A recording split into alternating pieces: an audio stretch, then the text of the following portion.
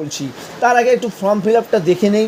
এই form fill আপটা আশা দিদিরা করেছে, এখানে দিয়েছে তারিখ, তারপর দেখেন আধার কার্ড, আবেদনকারীর নাম, রেশন কার্ড নাম্বার বসানোই আছে, কি কার্ড সেটাও দেওয়া আছে, তারপর মোবাইল নাম্বার, সংযুক্ত মোবাইল নাম্বারটা কিন্তু এখানে আপনারা লিখে নেবেন, জন্ম তারিখ দেবেন, তারপর হচ্ছে সম্পূর্ণ ঠিকানা দেখেন এখানে আপনার গ্রামটা দেওয়া আছে, কিন্তু বাকি যে জিনিসগুলো post office, police station, district এগুলো কিন্তু পিন নাম্বার লিখে নেবেন।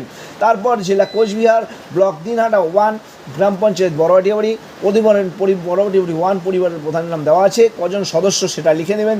প্যান নাম্বার ম্যান্ডেটরি নয়, থাকলে দিবেন, না থাকলে দেওয়ার দরকার নেই।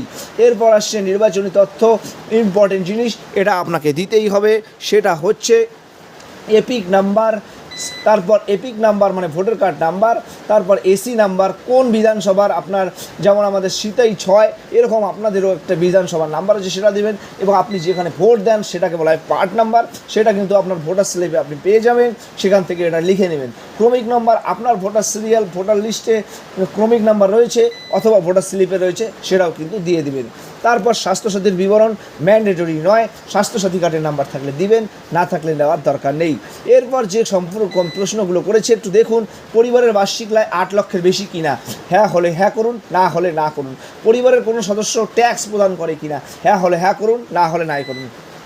SIR, West Bengal legislative assembly 2026 নির্বাচনের জন্য এসএসডি তালিকায় নাম পাওয়া গেছে কিনা, মানে আপনার এই এসআইআরের এটা নাই করে দিন।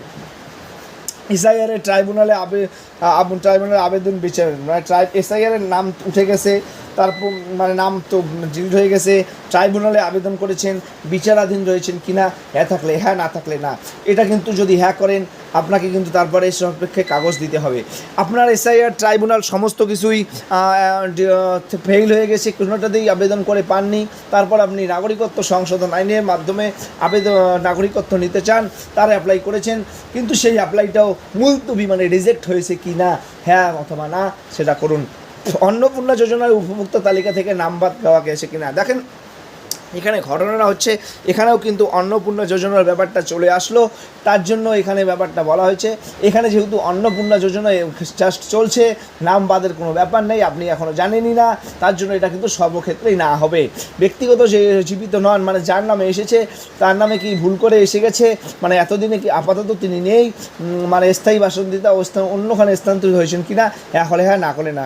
তারপরে এখানে একটা রাইট দিন, এই রাইটটা দেয়নি, তারপরে সই করতে বলে সই করুন, না হলে আগুনের টিপছাপ দিন।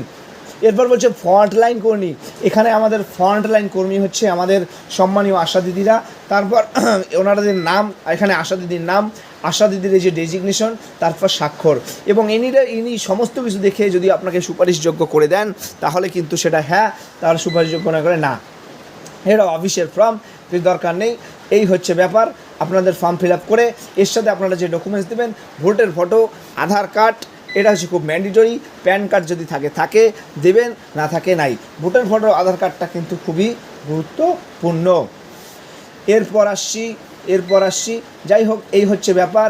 আমি আপনাদের কাছে রিকোয়েস্ট করব, আপনারা আমাকে যেভাবে সাপোর্ট করছেন প্লিজ সাপোর্ট করুন। আমি আমার চ্যানেলে আপনাদেরকে শিক্ষা এরকম ইনফরমেটিভ ভিডিওগুলো দিতে থাকবো। জানেন আমি এর আগে আমার ফেসবুকে পিন করে রয়েছে, আপনারা দেখবেন, এর আগে আমি নার্সিংয়ের কোচিং করাতাম এবং আমার কোচিংয়ে অনেক ছাত্ররা কিন্তু উপকৃত হয়েছে এবং অনেকে সরকারি জায়গায় চান্স পেয়েছে। আপাতত আমি পড়াচ্ছি না, কিন্তু আমার পূর্ববর্তী এবং বর্তমান অভিজ্ঞতা থেকে আমি যতটা পারবো আপনাদেরকে হেল্প করব। আমি আশা করছি আপনারা সেখান থেকে অনেক উপকৃত হবেন। তাই প্লিজ আমার চ্যানেলটা সাবস্ক্রাইব করুন, আমার ইউটিউব চ্যানেলটা সাবস্ক্রাইব করে এখান থেকে একটু ভিডিওগুলো দেখুন, যাতে আমি মোটিভেট হতে পারি, আমি উপকৃত পারি এবং আপনাদেরকেও উপকৃত হতে পারি। আমার সম্মানীয় দর্শকবৃন্দুগণ, সম্মানীয় সাবস্ক্রাইবারগণ, প্লিজ ভালো থাকবেন, সুস্থ থাকবেন, এবং আজকে আমি যেটা রিকোয়েস্ট করছি সেটা আপনারা একটু আমার কথাটা রাখবেন। ভালো থাকবেন, সুস্থ থাকবেন, ধন্যবাদ।